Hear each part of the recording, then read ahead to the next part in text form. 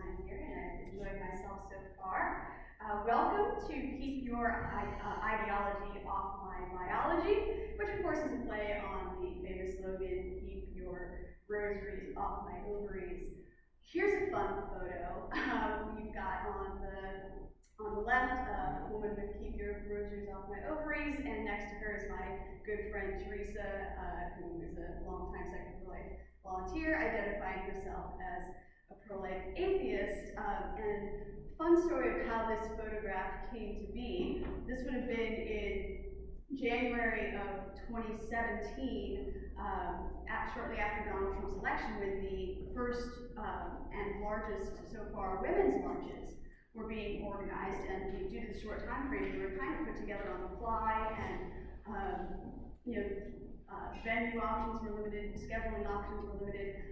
So it occurred that the Women's March in San Francisco that year was scheduled to occur on the same day, in the same place, and almost at the same time. Like, they were back to back with the Walk for Life in San Francisco, which is an event that has been going on annually for the past 15 years or so. So that had previously been scheduled, and then the Women's March wound up being put in right next to them. So there were some opportunities for interaction and exchange, and these two had some sense of humor about it that they posed for this photo. I think having a sense of humor about yourself is important. So let's talk a little more, though, about this slogan, Keep Your Rosaries Off My Ovaries. Abortion really doesn't have anything to do with ovaries as an anatomical matter, but everybody loves a good rhyme. I'm not going to harp on it because clearly people who use this slogan are being metaphorical. And their central assertion, what they're trying to get out with the use of this slogan, is that Catholic doctrine is driving the opposition to abortion. And that is a testable claim. So, it's audience participation time. If you have gathered 100 American abortion opponents in a room, and these 100 people are a representative sample, is there something wrong with the live stream? Yeah, the network connection is low. Oh, thank you. I said proceed with like video.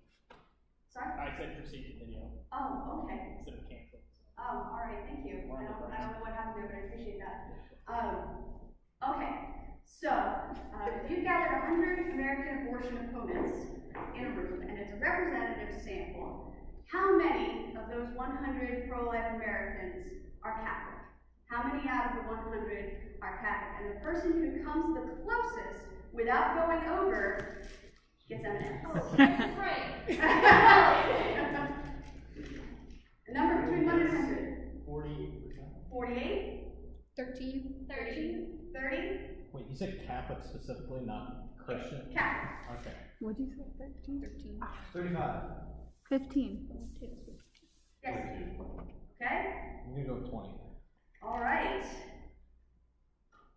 It's 23. M&M's for you. All right.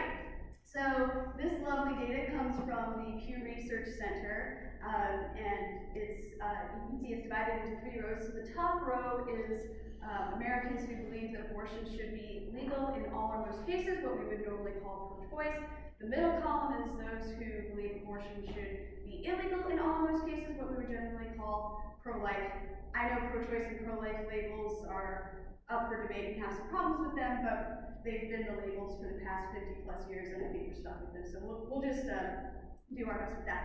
And then the bottom is the population of Americans who say they don't know where they stand on abortion. So looking at that middle column, they've gone and done this alphabetically. So the first group, which is such a small slice as to not really be visible, is Buddhist. And then the light blue there at 23% is Catholic.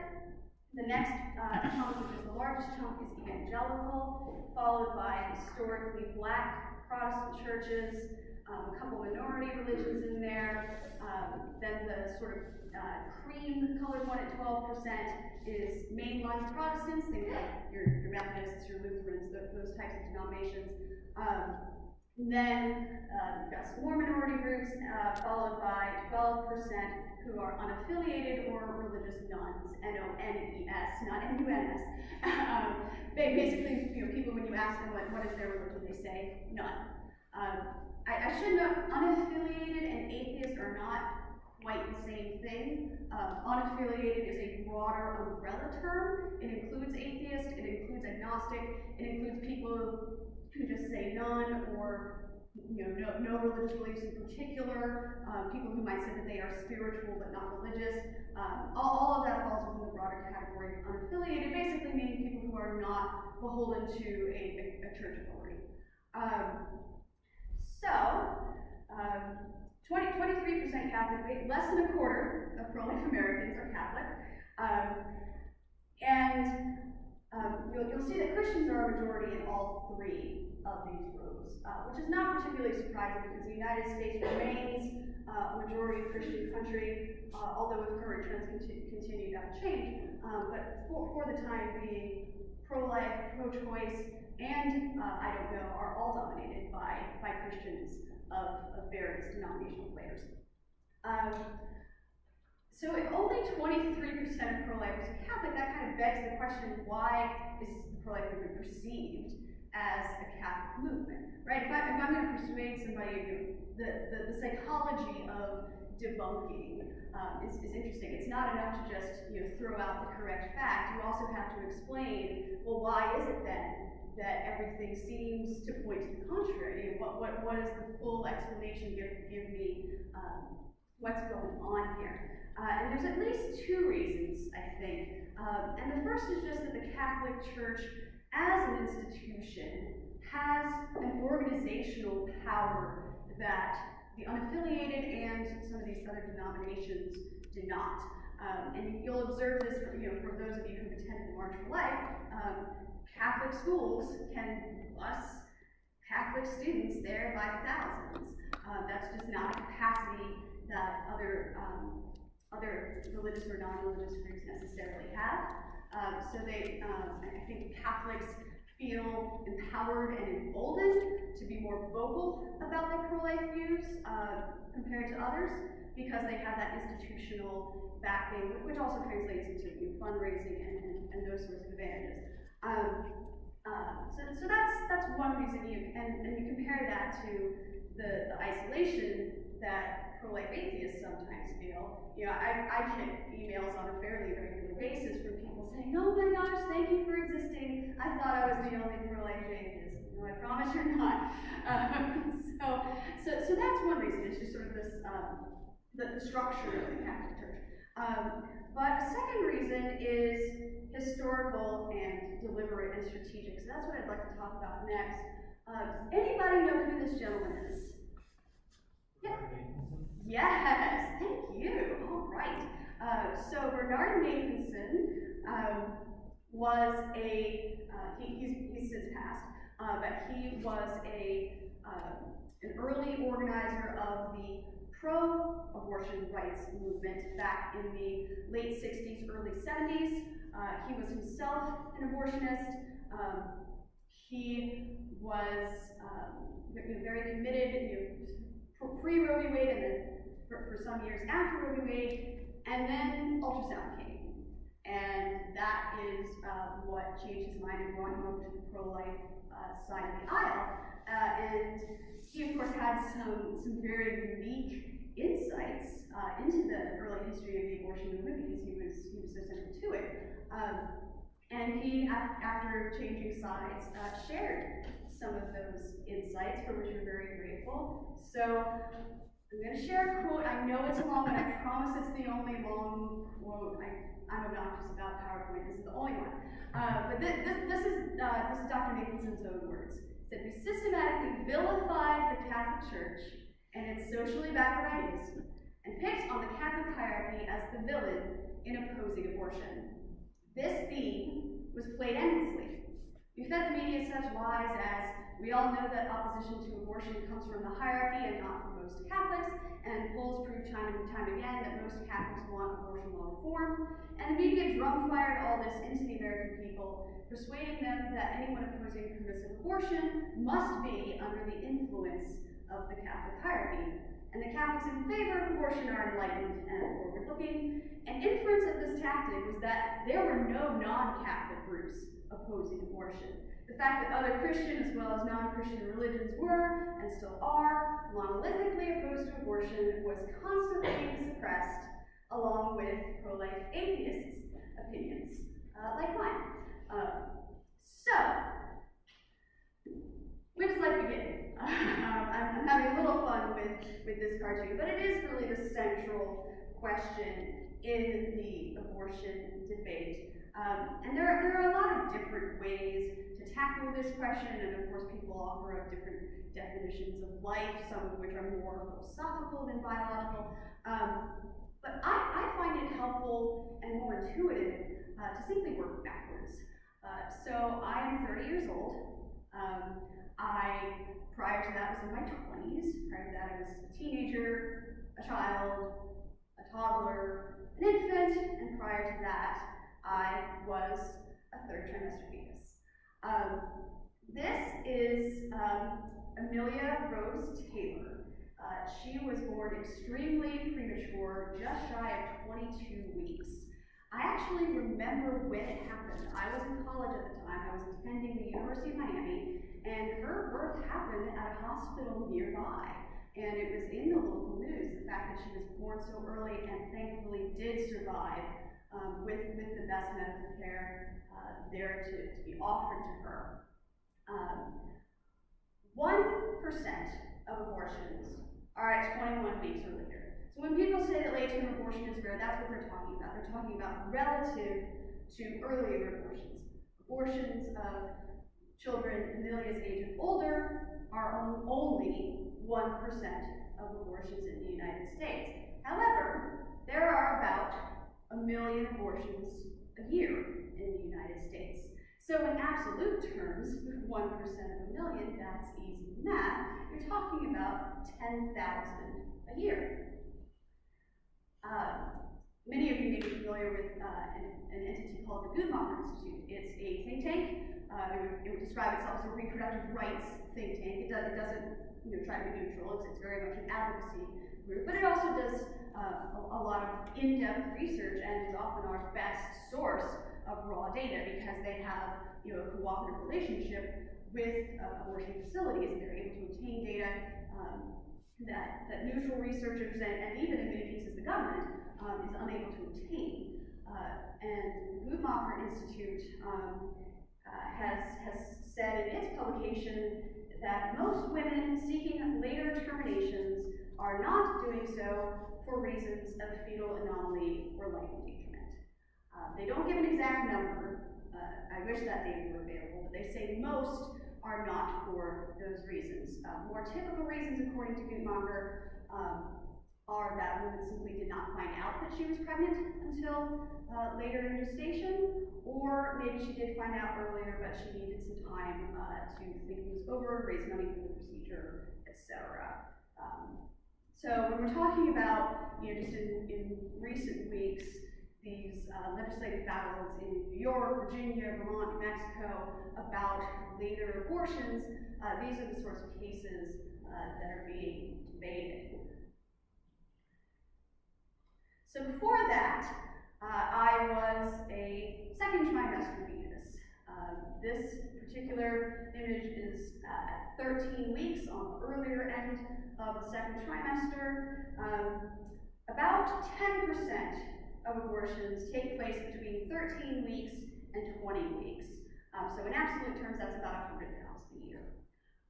Just as a side note, I'm sharing these images for educational purposes because there is a lot of misinformation out there and clumps of cells type of rhetoric, but I want to be clear that I do not believe that the right to life depends on someone's physical appearance.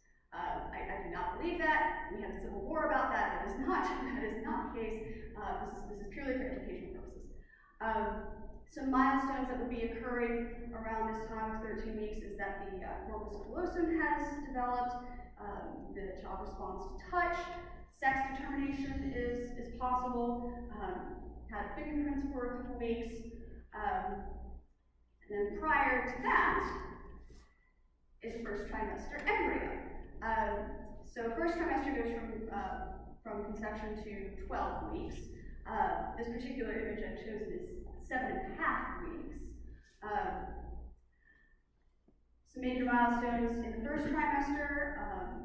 Really most milestones occur in the first trimester. All of the organ systems are in place. Had a heartbeat since about week 3, which of course is necessary in order to circulate the nutrients that allow for the growth of the remaining organs.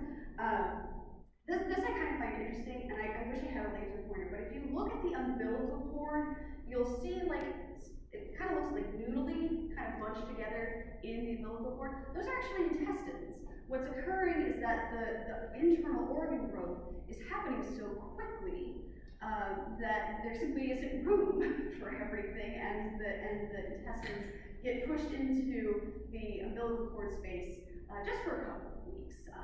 It's totally harmless and normal. I just find it kind of cool. And of course, you can see that there are fingers and toes. Embryos begin with webbed hands and feet, and then the tissue kind of eats away to create fingers and toes. So most abortions, by process of elimination, you probably figured out, most abortions in the United States occur during the first trimester. And I chose this photo in particular because the 6 to 8 week range is an especially common time for an abortion to occur. Prior to that, this is as far back as you can go. Fertilization is as far back as you can go and still have the same organism, the same individual entity. Prior to that, you've got a sperm over here and an egg over here, and they're both, neither has the full complement of DNA. So I've included a few quotes from embryology textbooks. I'm here for an hour. I don't expect to give a full look at prenatal development. This is very surface level, and I do encourage you to look further. But that first quote there, referring to the zygote, that's the scientifically correct term for an egg after fertilization creates a zygote, and that represents the beginning of a human being.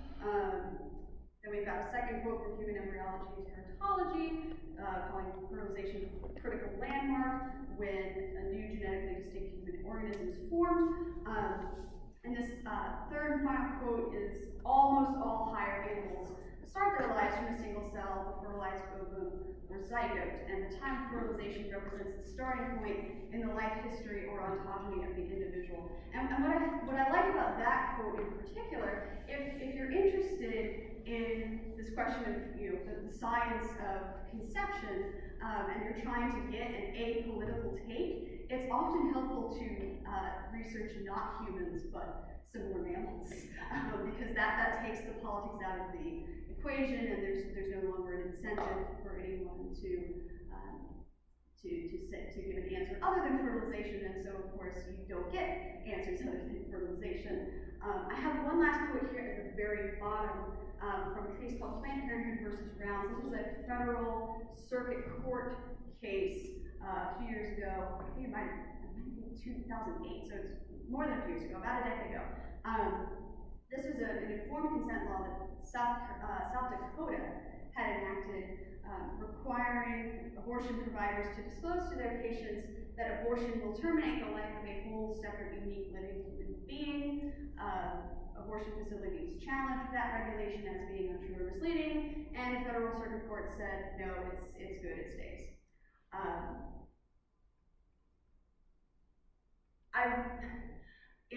You hear the phrase life of conception a lot, and it is a big deal in the abortion debate, but you don't actually have to accept that life begins in conception to oppose abortion. If you believe that's a lie, you're probably going to oppose the vast majority of abortions.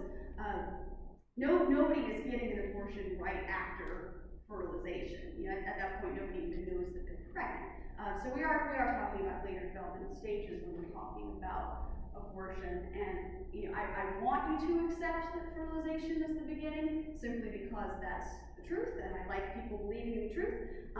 But if you have sort of a mental block about a single cell organism really being a human being, that's okay.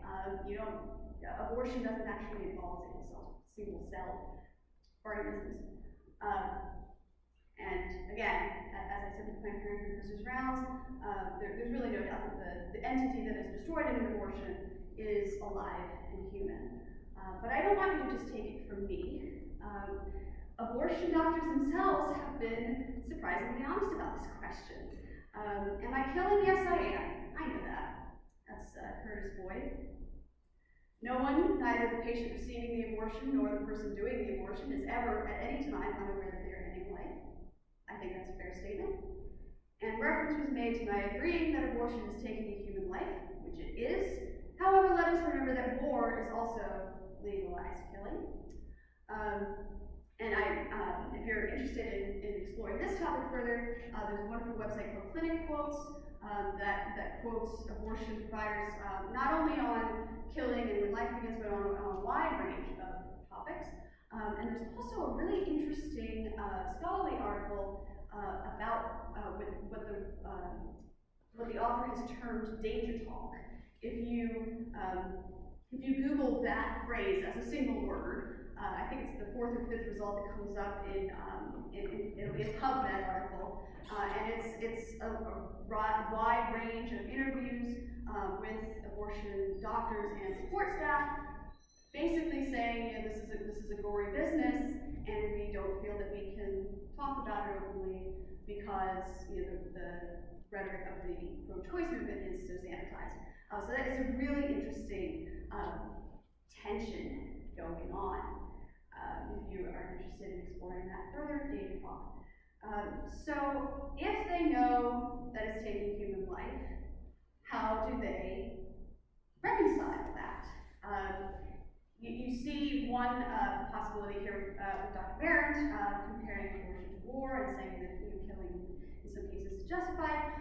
More typically, you'll see attempts to dehumanize the fetus entirely and exclude the fetus from membership in the broader human family. So various criteria have been proposed to apply to determine whether a living human being has human rights or does not. The pro-choice position is really not one pro-choice position. It's a grouping of pro-choice positions. If someone says I'm pro-choice, that really doesn't tell you a whole lot. One pro-choice person might say, it's not actually alive at all, it's just a clump of cells. Another might fully accept the humanity of a child in the womb, but say, well, abortion is a necessary evil for X, Y, Z reasons. Yet another might say abortion is great, abortion is a wonderful thing. We're seeing more and more of that. So just the label pro-choice encompasses a whole lot, and I'm sure I'm not going to cover every single pro-choice position in this talk because there's a lot of them, and they have managed to create a coalition despite those philosophical differences. But the question again, so if you have, if you're proposing criteria for who has human rights and who doesn't, particularly the right to life, one commonly proposed criterion is consciousness.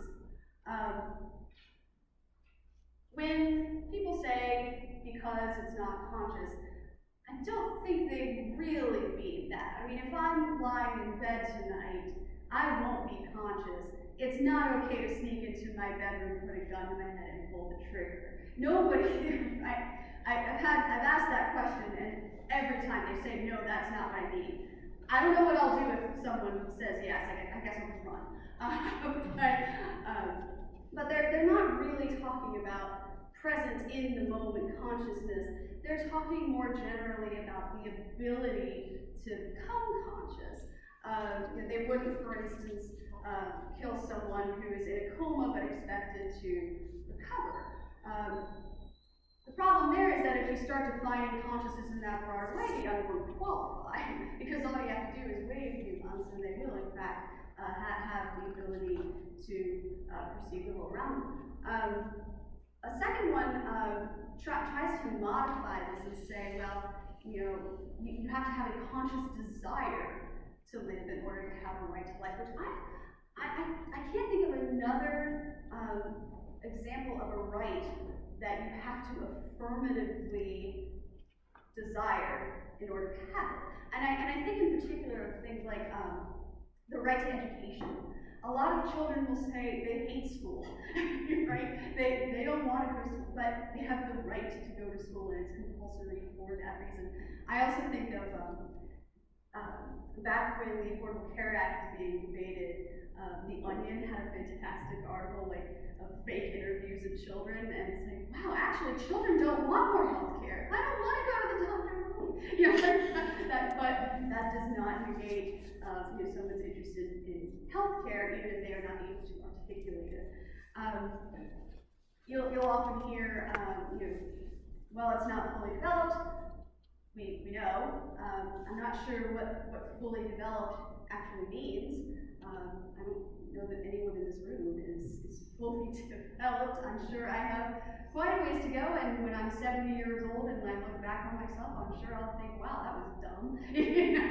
No one is fully developed. We're always developing. We're always learning. And it's just also not clear what your developmental stage has to do with your right to life that just isn't usually articulated.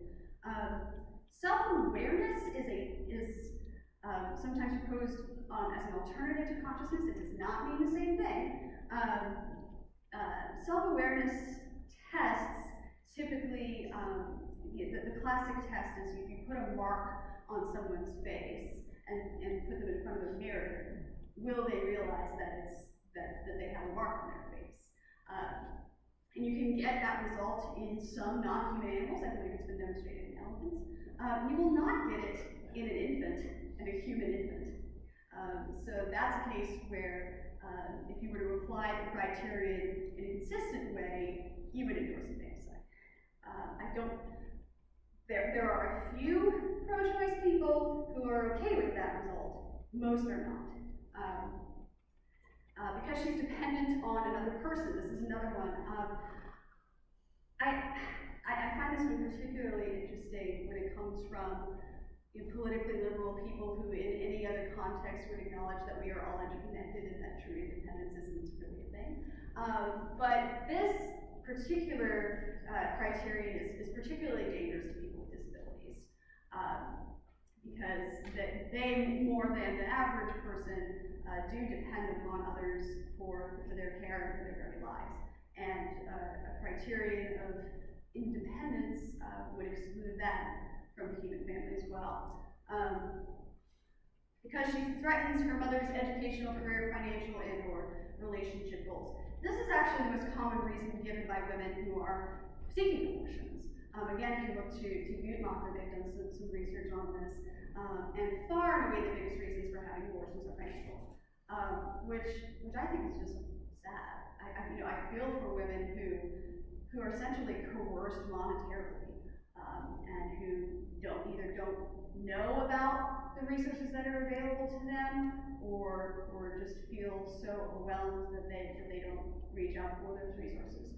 But there was a fascinating, I use that term loosely, article some years ago, I want to say it was in Salon, that said, so what if abortion is a human life?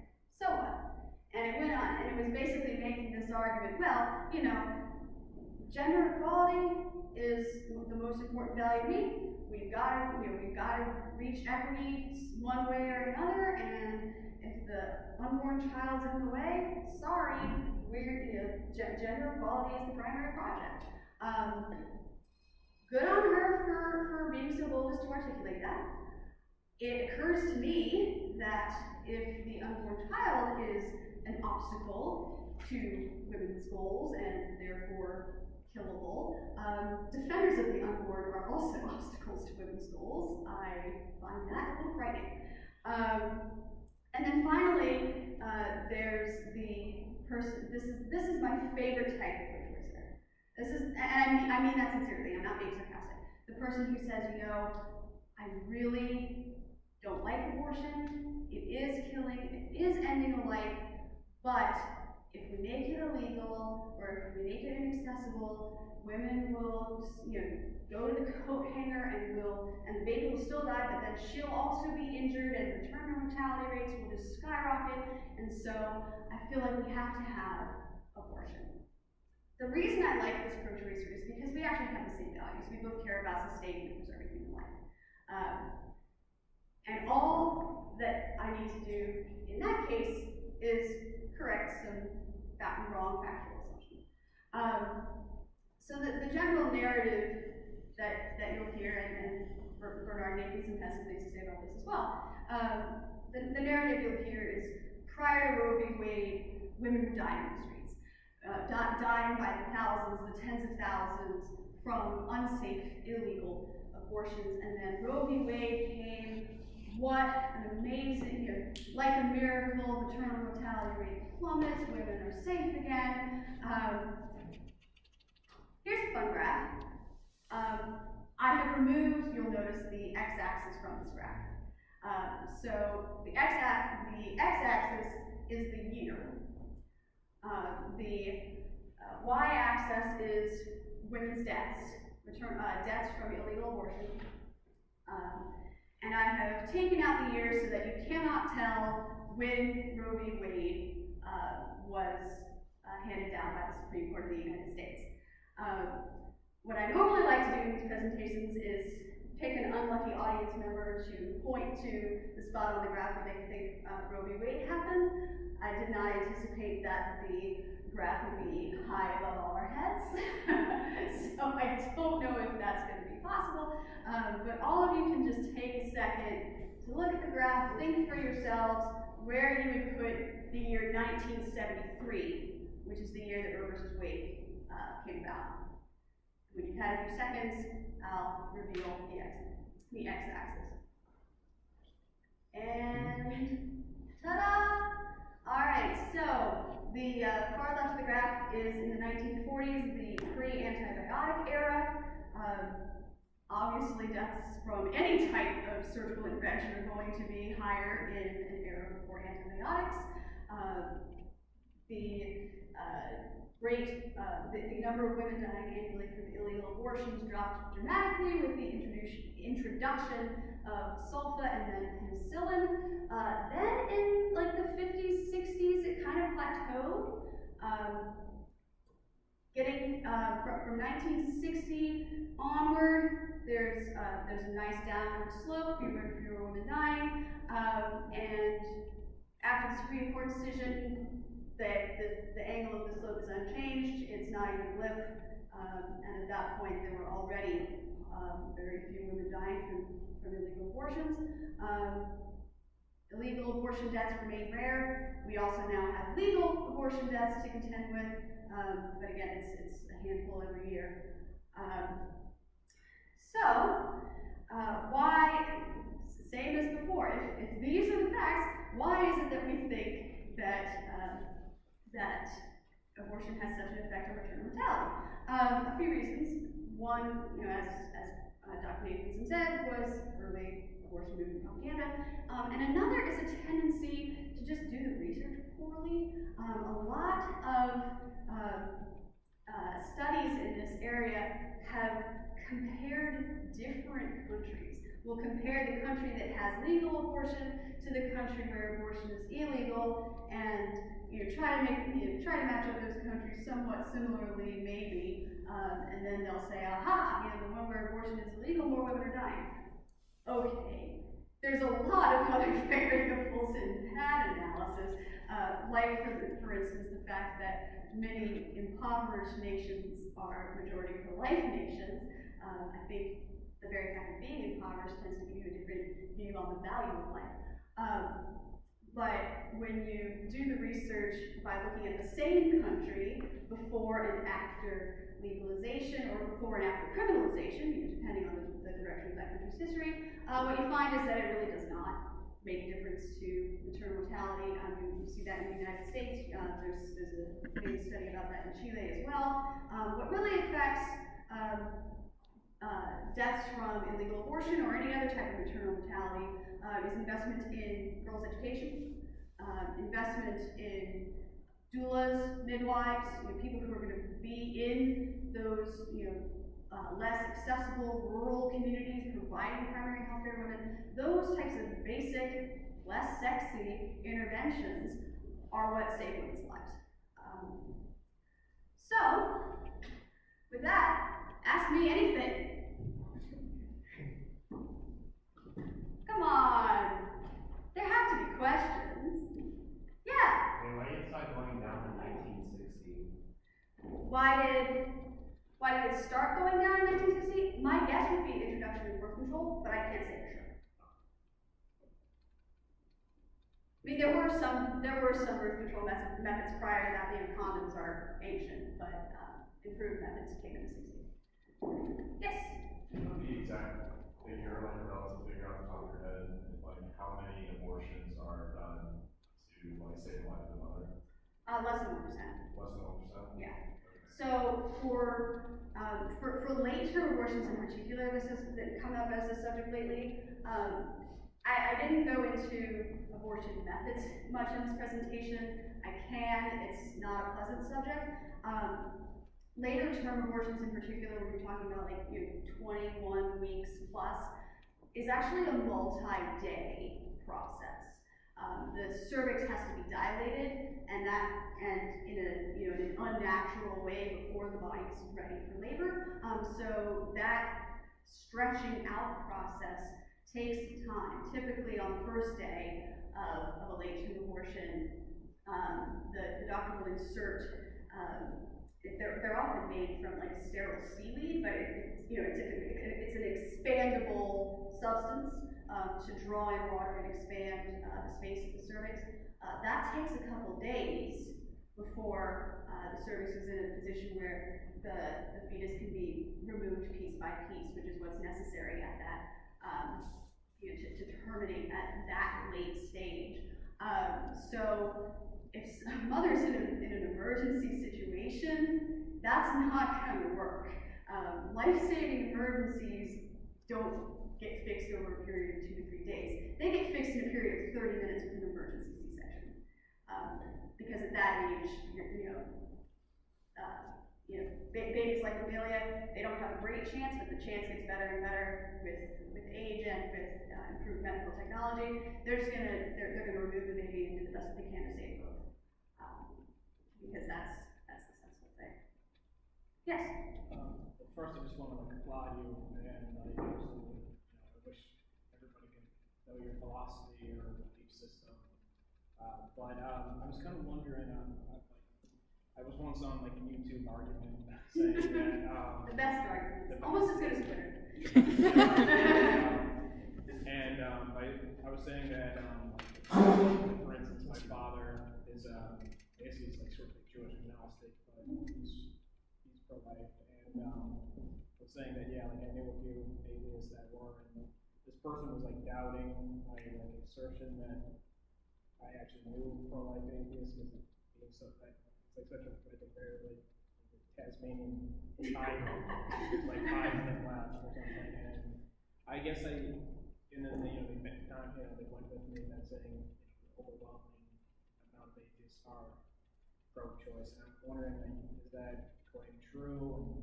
So if you look at the unaffiliated population, again, we don't have good breakdowns of atheist versus agnostic versus spiritual, whatever, it all gets put in this one umbrella. If you look at the unaffiliated, we are maybe 20% of us are pro-life, which is not, I obviously have a lot of work to do. I mean, compared to the general population, that's awful. However, the non-religious population or the unaffiliated population in the United States is so large and growing that 20% of that is actually 12.8 million people. It's the population of Illinois. So, I wouldn't call us rare, but visibility is definitely lacking. Yes? So you mentioned that already before the deaths from illegal abortion were So does that mean the legality doesn't really matter?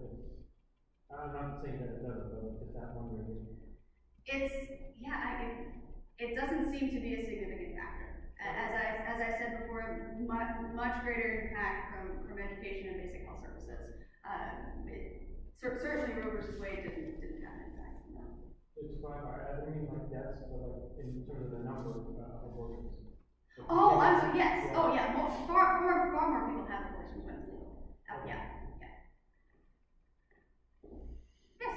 So you made this argument about like legality and safety of the woman, but obviously, like you've been doing this for quite a while, and I'm sure you witnessed like, the Kermit Gosnell case in Philadelphia.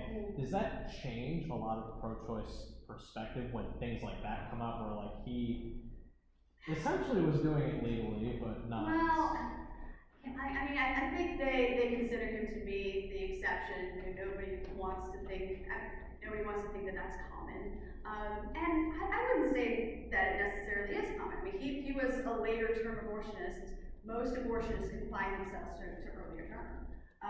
So, the circumstances that would allow Gosnell to do what he did were somewhat unique. You had him, in a state that had completely neglected any kind of oversight of its abortion facilities for many, many years.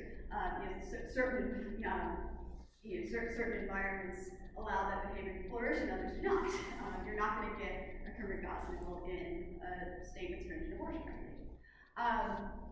But yeah, I think there's a real reluctance for anyone to look at Kermit Gosnell and be like, oh yeah, he's on my side, because he's obvious. I don't want to conflate the average pro-choice person with Gosnell. That's not fair. I think most pro-choice people were horrified, but wanted to classify him as the bad apple and isolate him and not have that be affecting their core beliefs on abortion. That's the general reaction that I've seen. But he's the worst, but he's not the only abortionist to be flouting the law by any stretch of the imagination. There are definitely a lot of shady abortion providers. Yes? Would you agree that like pro-choice attitudes are pretty pervasive, like in the U.S., like today? Well, if you look at like people calling themselves pro-choice, adopting that label, it's about half of Americans or slightly more, and that's been consistent over many years. I find it hard to, like I said before, the term pro-choice doesn't really tell you a whole lot. So it's hard to say what's pervasive. If somebody calls themselves pro-choice because they think they have wrong ideas about pro-life, they think like, oh well, I don't want to call myself pro-life because they oppose contraception or they're anti-gay or whatever stereotype, so I guess I'm going to call myself pro-choice by default. I think there's some of that going on. But yeah, the abortion debate is intractable for a reason. I think pro-choice attitudes are pervasive, pro-life attitudes are pervasive. It varies depending on where in the country you are. Does that answer your question? Yeah, so I mean, like, compared to say like 60 years ago, would you say that it's like more acceptable to be pro-choice than pro-life? Like, I think you'd agree with that. Okay, there's actually, I should have included this. There's some, again, really cool data from the Pew. I'm such a nerd. Pew and Gallup both have really interesting abortion polling data over the decades. They've been asking the same questions year after year after year. And yeah, our generation is not any less pro-life than the past ones. There's minor variations, that you'll find. And they do it generationally, if that makes sense. So the young adult population was most pro-choice back in the 90s. And since then it's declined. There was like a peak in the 90s of support for abortion among younger people, and now it's back to sort of a baseline. There's minor ebbs and flows all the time, depending on factors that, who knows. It's often hard to pinpoint the causality of that.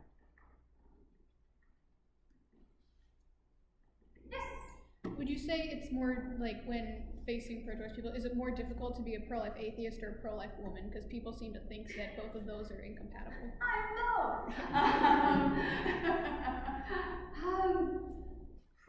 Probably get more pushback as a pro-life atheist, I think. I mean, pro-life women are so common, and so, it's so easy to be like, come on, look how many of us there are. You can kind of all gang up on the person and be like, look at us, we all have uteruses, we all don't want anybody in those uteruses. And I think there are a lot of strongly established pro-life women's organizations as well that have been around a lot longer than Second Pro-Life has. So think like Feminists for Life America, Soon to Be Anti-Liz, those types of organizations have some institutional weight that might be easier compared to people like this. Yes? Just kind of like speaking on gender again, like on the opposite side, like how do you respond to like if you're talking to males and they feel like they don't really have like or get to have an opinion, like what would you say to them? And like, well, it doesn't matter, I'm gonna do this. I think human rights violations affect everyone. And if someone is really, really apathetic or calling himself pro-choice and I just can't get anywhere with them, I'll be like, all right, man, I'll make you a deal. Don't knock anybody up and I won't bother you. and that kind of makes them laugh and start to realize like, oh, okay, yeah, maybe I do have to stay. But that's really the least you can do as a guy to assist in reducing abortions. Yes, in the back. What would be like your ideal, you get a draft of a bill, like, what would your ideal bill say? That's a really good question. So under the current American setup, Roe versus Wade, if and when it's reversed, is going to send abortion law back to the states. I think it's pretty unlikely that the Supreme Court will, for instance, look at the 14th Amendment and say, the right to life in the 14th Amendment applies regardless of age, and therefore abortion is automatically illegal overnight everywhere in the United States. I don't think that's going to happen. So it does end up becoming a state-by-state basis. My ideal legislation would prohibit abortion unless it saved the mother's life, would not penalize women who sought out abortion, but would penalize the vendor of abortion by, at the very least, if that person is a doctor by reputation and medical license. That's where I come about, and I think this is the kind of situation where, yes, it is killing, and I accept that it is killing, and I believe that. I also believe that a lot of women have been deliberately misinformed for many, many years about what really is in the womb. I think there's some unfortunate survey data that shows coercion from male partners, and in the case of minors from their own parents, is quite prevalent. It's something in the neighborhood of 6 to 10%. I can't think of any other crime that someone is forced into 6 to 10% of the time, so that's a special consideration. And it's going to be one of those things where the law and the culture have to move together. Just as it took a long time for us to get from Black people are property to Black people are full citizens, it took a couple hundred years. None of these things happen overnight. And my goal is to save as many lives as possible and to empower as many women as possible to choose life. I know that it's not going to be a snap your fingers kind of thing. We have to be in it for the long haul. Yes, was that me? Yes. Yeah. So I think this is pretty meaningless, and I like that you filter out the politics from the science. But would you say that your argument is purely scientific or purely legal, or just like a moral argument? Well, you can come at it from any one of those three and more.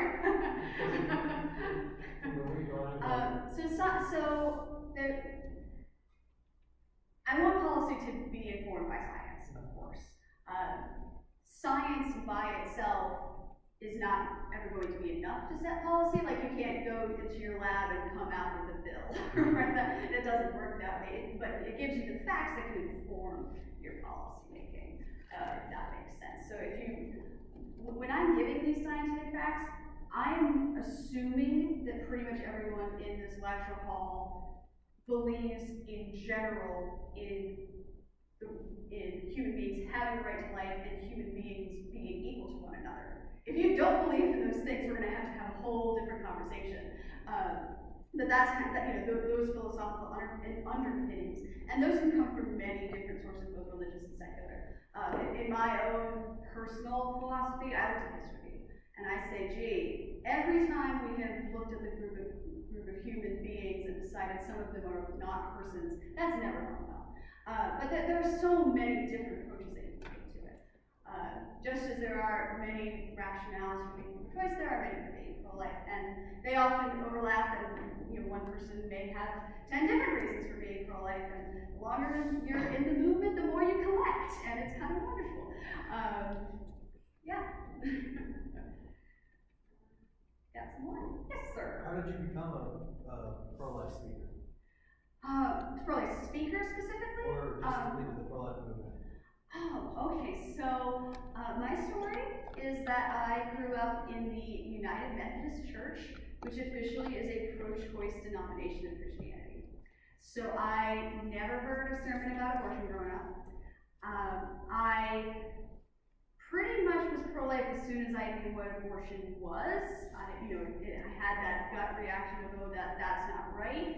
But I didn't really dive in and start educating myself about the issue until my college years. So you guys you're ahead of me. Yeah, and then, around that time, I was also losing my faith, which was fine, because I didn't really want to be doing pro-life work in direct opposition to my church. That wasn't sustainable. And yeah, here we are. So starting secular life in particular, I had gone to the March for Life. I had seen the strong Catholic presence of the March for Life, which was totally new to me, and I thought it would be kind of cool to have a non-religious segment going to the March for Life and being very visible and having a banner and stuff. And I was also thinking, with the work that I had done with my college group, we often made our own flyers and pamphlets and stuff. I don't know if this is still the case. I think it's getting better, but at the time it was really difficult to get good pro-life literature that was religiously neutral. So you would find a great prenatal development pamphlet, and then it would have that verse from Jeremiah or whatever. And you're like, damn it, it's ruined. So it was like, okay, well, I'm gonna start this group, and we're gonna go to March for Life and stuff, and we're gonna put these pamphlets online. And that was my idea, and it blew up. It was there was such a thirst for an organization of this kind. Like I said, people emailing in saying, oh my gosh, I thought it was just me, and build it and they will come, essentially, is the story of Secular for Life. And we just celebrated our 10th anniversary.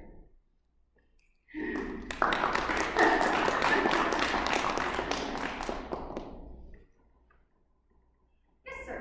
Just wondered, at sort of your very core, unfortunately, I guess unfortunately, but sort of seeing some people say, when they ask why they're pro-life, they say because God bestowed some right life, and of course, kind of argument to me kind of doesn't hold. Yeah, it doesn't really help me. Yeah, and I guess sort of at your core, what is it that makes, you pro-life? The idea that, is it all the way from that zygote have protection? So as I said before, there's multiple reasons, and I come at it from various approaches. I already mentioned the historical view that I typically take. I would add that, I went through the same process that I've kind of outlined here about, looking at each of the pro-choice criteria for excluding the unborn, finding them lacking. But I don't want to give the impression that I'm like Spock or something, right? There's a stereotype of atheists as just being, super logical, and yeah, I do think that my view is logical, but it would be foolish of me to suggest that there's no emotion in the abortion debate. Of course there's emotion in the abortion debate. And, you know, having met and befriended and really gotten to know people who were almost aborted, has definitely lit a fire in my ass. Yes. Oh, were you distracted? Yes. Yes, ma'am. So I wouldn't classify myself as pro-life, neither pro-choice, kind of neutral. Okay. So, you know, when I think about the pro-life movement and how, you know, it really seems to be just anti-abortion. Is it also then anti-emergency contraceptive since like you believe that fertilization is Totally depends on the person. Totally depends on the person. So, and there's conflicting evidence too on whether emergency contraception has an abortifacient effect. I think the evidence points in the direction that it doesn't myself, but that's a debate that reasonable people can have. Again, most pro-lifers are not Catholic, so the non-Catholic pro-lifers generally do not have a problem with contraception. And in terms of other issues more generally, you know, it's going to vary again from person to person. There is a subset of pro-life advocacy that calls itself consistent life ethic. They combine opposition to abortion with opposition to war, human trafficking. I mean, we're all against human trafficking, but you know, in terms of their organizational missions. If you're interested in learning more about that, there's a group that's just called Consistent Life. That's really easy to remember. And there's another one that's youth-led. My good friend Amy Murphy actually runs it. It's called Rehumanize International. So if you want to learn more about consistent life ethic, you're welcome to look into those. Secular pro-life is single issue on abortion just because our membership is so ideologically diverse. I mean, we've got like everything from Green Party to die-hard libertarian, and there's not a whole lot that we can all agree on other than opposition to abortion. But I think diversity is our strength. Oh, did you have Caroline? So there's been like a lot of recent statistics about like the massive number of Black women dying, like the maternal mortality rate in Black women is like supremely high. And I know like Planned Parenthood even like did a tweet about it, like it's safer to get an abortion than which is a really creepy way to advertise abortion, but yes. Yeah. So what would you say to something like that?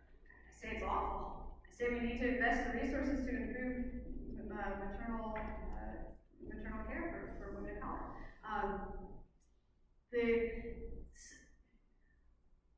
It is true that Black women have worse health outcomes, both for maternal mortality and just generally. Black women have poorer health outcomes. I mean, it's systemic. There's no question about that. On the maternal mortality data specifically, there have been some issues.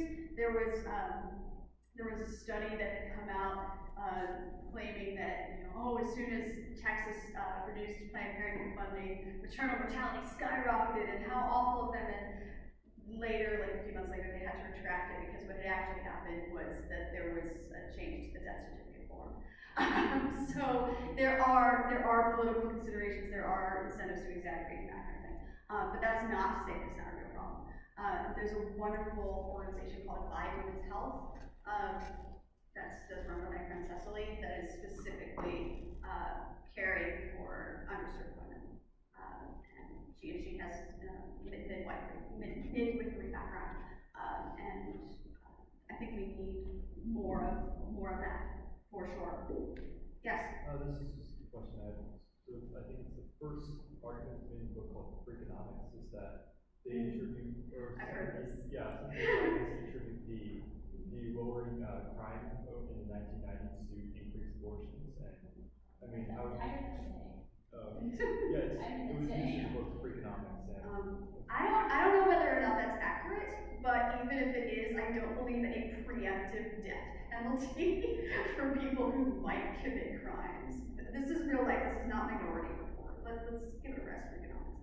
Yes. If the actual economics should look at it, it's really an egregious, there's so many other, the U factor in that is so high, the air outweighs. I'm gonna take your word for that because I'm not a statistician and I also haven't read Freakonomics. I've only heard like the pro-choice argument from Freakonomics. But yeah, if there's actual problem, if there's a problem with the data analysis as well, that you're welcome to highlight that. Yeah. Yes. So would you ban abortions in all cases? Sorry, what? In all cases? I would accept it for life of the mother. Self-defense is self-defense. Yes. What about in the case of like a sexual assault? I mean, let's say that, you know, abortions do become illegal, and in the case of a rape, it's not always easy to tell whether or not it was a specific person. So That's true. DNA would have to be tested from that fetus, which could you tell that from just the fertilized egg, or would you have to wait until it's? Well, it would never just be the fertilized egg.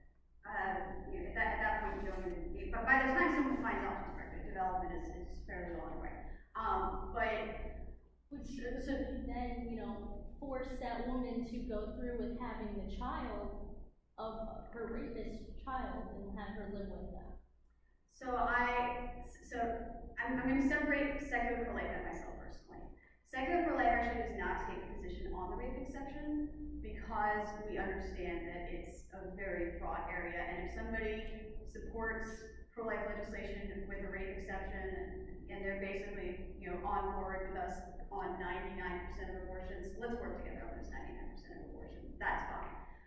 I know too many people who were conceived in rape to comfortably adopt a rape exception. I don't want to convey to those people that they are less valuable than anybody else or less worthy of protection than anybody else. So for me, that is very personal. And you know, when you're talking to people, you never know what somebody's conception history is. You just never know. So I'm very hesitant to adopt a rape exception because of that reason. That's not to say that rape isn't awful. It obviously is awful. I think all of us, if we were to go back far enough in our personal genealogies, would find that we would not be here but for some awful thing, particularly if you're a white person living in the United States.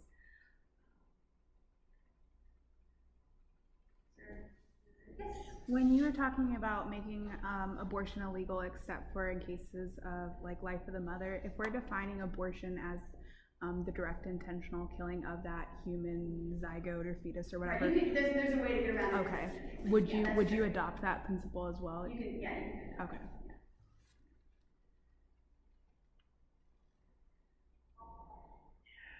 All right, well, we've been here about an hour, and I promised you an hour. If anybody wants to, what is that? It's the beginning of the live recording from earlier. Recording. I guess shut that off.